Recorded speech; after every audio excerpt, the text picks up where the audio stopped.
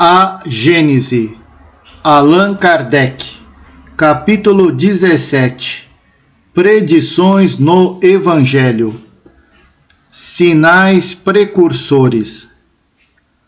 Ouvireis também falar de guerras e rumores de guerras, mas tratai de não vos perturbardes, pois é preciso que tais coisas aconteçam, mas não será ainda o fim, pois vereis se levantar povo contra povo e reino contra reino, e haverá pestes, fome e tremores de terra em diversos lugares. E todas essas coisas não serão senão o começo das dores. Abre parênteses, São Mateus, capítulo 24, versículos 6, 7 e 8. Fecha parênteses. Então, o irmão entregará o irmão para ser morto, e os filhos se levantarão contra seus pais e mães, e os farão morrer. Sereis odiados de toda a gente por causa do meu nome, mas aquele que perseverar até o fim será salvo. Abre parênteses, São Marcos, capítulo 13, versículos 12 e 13. Fecha parênteses.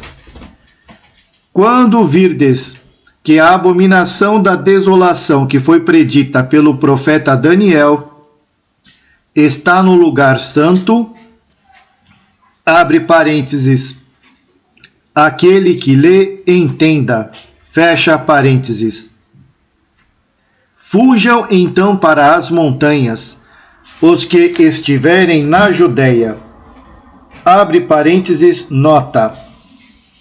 Esta expressão, a abominação da desolação, não somente é sem sentido, mas presta-se ao ridículo. A tradução de Osterwalde diz: a abominação que causa a desolação, o que é muito diferente. O sentido então torna-se perfeitamente claro, pois compreende-se que as abominações devem trazer a desolação como castigo. Quando, disse Jesus, a abominação vier ao lugar santo, a desolação também ali virá, e isso será um sinal de que os tempos estão próximos. Fim da nota, fecha parênteses. Não desça aquele que estiver no telhado para levar de sua casa qualquer coisa, e não volte para apanhar suas roupas aquele que estiver no campo. Mas ai das mulheres que estiverem grávidas ou amamentando nesses dias. Pedi a Deus que a vossa fuga não se dê durante o inverno, nem em dia de sábado, porquanto a aflição desse tempo será tão grande como ainda não houve, igual desde o começo do mundo até o presente, e como nunca mais haverá. E, se esses dias não fossem abreviados, nenhum homem se salvaria, mas esses dias serão abreviados em favor dos eleitos. Abre parênteses, São Mateus, capítulo 24, versículos 15 a 22. Fecha parênteses. Logo depois desses dias de aflição, o sol se obscurecerá e a lua deixará de dar sua luz. As estrelas cairão do céu e as potestades dos céus serão abaladas. Então o sinal do Filho do Homem aparecerá no céu, e todos os povos da terra estarão em prantos e em gemidos, e verão o Filho do Homem vindo sobre as nuvens do céu com grande majestade. Ele enviará seus anjos, que farão ouvir a voz retumbante de suas trombetas, e que reunirão seus eleitos dos quatro cantos do mundo, de uma extremidade à outra do céu. Apreendei uma comparação tirada da figueira. Quando os seus ramos já estão tenros e dão folhas, sabeis que está próximo o estio. Do mesmo modo, quando virdes todas essas coisas, sabei que o Filho do Homem está próximo à porta. Digo-vos em verdade, que esta geração não passará sem que todas essas coisas se tenham cumprido. Abre parênteses. São Mateus, capítulo 24, versículos 19 a 34. Fecha parênteses. E acontecerá no advento do Filho do Homem o que aconteceu ao tempo de Noé, pois, como nos últimos tempos, antes do dilúvio, os homens comiam e bebiam, se casavam e casavam seus filhos, até ao dia em que Noé entrou na arca. E assim como não conheceram o momento do dilúvio, senão quando este sobreveio e arrebatou toda a gente, assim também será o advento do Filho do Homem. Abre parênteses, São Mateus, capítulo 24, versículos 37 e 38. Fecha parênteses. Quanto a esse dia e a essa hora, ninguém o sabe, nem os anjos que estão no céu, nem o Filho, mas somente o Pai. Abre parênteses, São Marcos, capítulo 13, versículo 32. Fecha parênteses.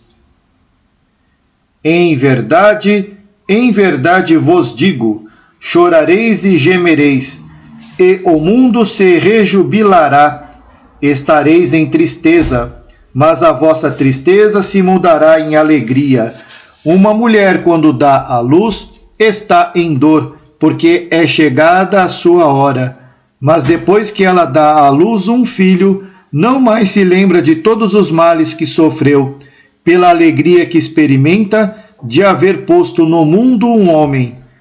É assim que agora estáis em tristeza, mas eu vos verei de novo, e o vosso coração se rejubilará, e ninguém vos arrebatará a vossa alegria. Abre parênteses, São João, capítulo 16, versículos 20 a 22. Levantar-se-ão muitos falsos profetas, que seduzirão a muitas pessoas, e porque abundará a iniquidade, a caridade de muitos esfriará, mas aquele que perseverar até o fim será salvo.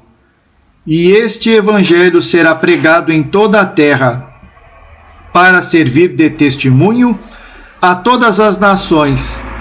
É então que chegará o fim. Abre parênteses, São Mateus, capítulo 24, versículos 11 a 14. Fecha parênteses. Este quadro do fim dos tempos é evidentemente alegórico, como a maior parte dos que Jesus apresenta. As imagens que ele contém são, por sua energia, de molde a impressionar as inteligências ainda subdesenvolvidas.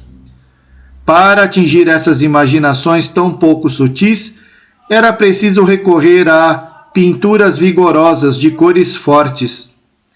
Jesus dirigia-se sobretudo ao povo, aos homens menos esclarecidos, incapazes de compreender as abstrações metafísicas e de aprender a delicadeza das formas. Para chegar ao coração, era necessário falar aos olhos, com o auxílio de sinais materiais, e aos ouvidos, pelo vigor da linguagem. Numa consequência natural dessa disposição de espírito, o poder supremo, segundo a crença então vigorante, não podia deixar de se manifestar, senão por fatos extraordinários, sobrenaturais. Quanto mais impossíveis, tanto melhor eram aceitos como prováveis. O Filho do Homem, vindo sobre as nuvens do céu, com grande majestade, rodeado de seus anjos e com o ruído das trombetas. Lhes parecia muito mais imponente que um ser investido apenas de poder moral. Assim é que os judeus não quiseram reconhecer no humilde filho do carpinteiro, sem autoridade material, o Messias, pois esperavam um rei da terra, poderoso entre todos os demais reis, para colocar sua nação em primeiro plano e restaurar o trono de Davi e Salomão. Entretanto, este pobre proletário da Judéia tornou-se o maior entre os grandes. Conquistou para sua soberania mais reinos que os mais poderosos potentados. Unicamente com sua palavra e alguns miseráveis pescadores revolucionou o mundo. E é a ele que os judeus devem sua reabilitação. Ele estava, pois, com a verdade, quando, a esta pergunta de Pilatos, sois rei? Ele respondeu, vós o dizeis. Deve-se notar que, para os antigos, os tremores de terra e o escurecimento do sol eram os acessórios forçados de todos os acontecimentos e de todos os presságios sinistros. São encontrados na morte de Jesus, na de César e numa porção de circunstâncias da história do paganismo. Se tais fenômenos se houvessem produzido com tanta frequência como são narrados, pareceria impossível que os homens não lhes retivessem a memória, pela tradição. Aqui cabem também as estrelas que caem do céu, como para testemunhar às gerações futuras mais esclarecidas que se trata de mera ficção, pois que hoje se sabe que as estrelas não podem cair. Entretanto, sob essas alegorias se escondem grandes verdades. Para começar, é o anúncio das calamidades de todas as espécies que atingirão a humanidade e a dizimarão. Calamidades engendradas pela luta suprema entre o bem e o mal, a fé e a incredulidade, as ideias progressivas e as ideias retrógradas. Em segundo lugar, a da difusão por toda a terra do Evangelho, restabelecido em sua pureza primitiva. Depois, o reinado do bem, que será o da paz e da fraternidade universal. Sairá do código da moral evangélica, posto em prática por todos os povos. Tal será verdadeiramente o reinado de Jesus, pois que ele presidirá seu estabelecimento, e todos os homens viverão sob a égide de sua lei.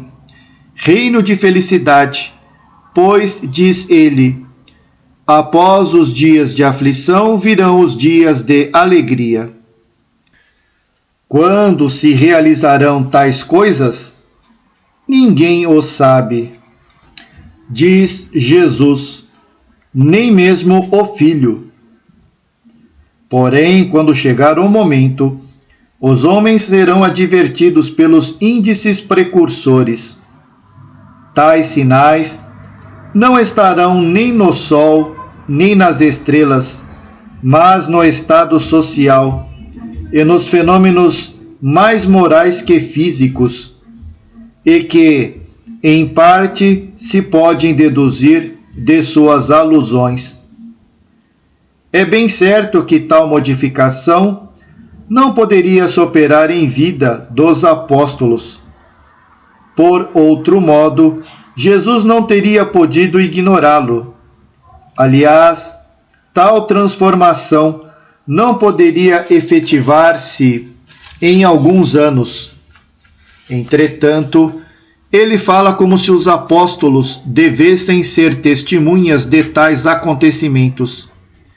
É que, com efeito, eles poderão reviver nessa época e eles mesmos trabalharem na transformação. Ele ora fala da sorte próxima de Jerusalém, ora toma esse fato como ponto de referência ao que ocorreria no futuro. Será o fim do mundo que Jesus anuncia por sua nova vinda? E quando diz: quando o Evangelho for pregado por toda a terra, é então que o fim chegará? Não é racional supor que Deus destrua o mundo, exatamente quando venha a entrar no caminho do progresso moral, pela prática dos ensinamentos evangélicos. Aliás, nada nas palavras de Cristo indica uma destruição universal, a qual em tais condições não seria justificada. A prática geral do Evangelho, devendo resultar numa melhoria do estado geral dos homens, trará, por isso mesmo, o reinado do bem e resultará na queda do reinado do mal. É, pois, o fim do velho mundo, do mundo governado pela incredulidade, pela cupidez e todas as más paixões a que o Cristo alude quando diz: quando o Evangelho for pregado por toda a terra, é então que o fim chegará. Mas esse fim trará uma luta, e é dessa luta que resultarão os males que ele previu.